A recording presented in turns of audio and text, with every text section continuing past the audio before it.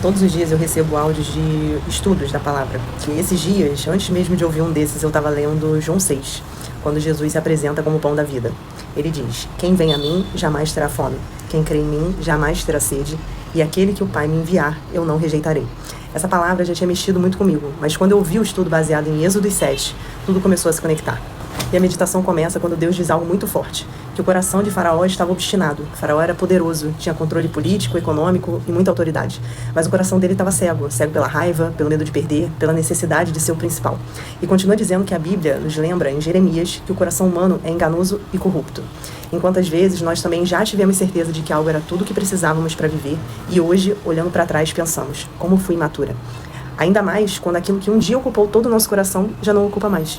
E aí continua dizendo que o problema é quando colocamos nossas emoções no centro das nossas decisões, que a palavra nos chama a um culto racional, e que amar a Deus não é viver de picos emocionais, não é sentir algo o tempo todo. Que talvez você já tenha ido à igreja e pensado: eu fui, mas não senti nada. Mas que a comunhão com Deus não é um sentimento momentâneo, é uma vida diária de entrega, obediência e confiança. Que Faraó viu pragas, viu sinais, viu o impossível acontecer. Até os próprios egípcios reconheceram: isso não é humano.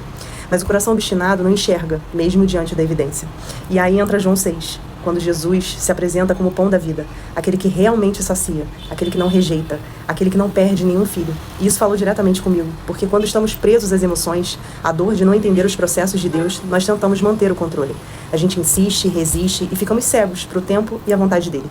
Mas Jesus nos chama a olhar para ele, a nos alimentar dele, não das nossas expectativas, não das nossas paixões, não da nossa necessidade de controle. A realidade é dura, mas ela nos amadurece. No mundo espiritual não se vive por emoção, se vive por rendição.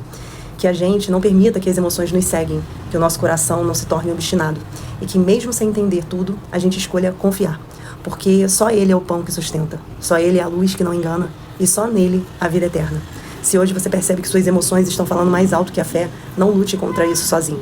Apenas volte seus olhos para Jesus. Ele é o pão que sustenta no processo. Em nome de Jesus. Amém.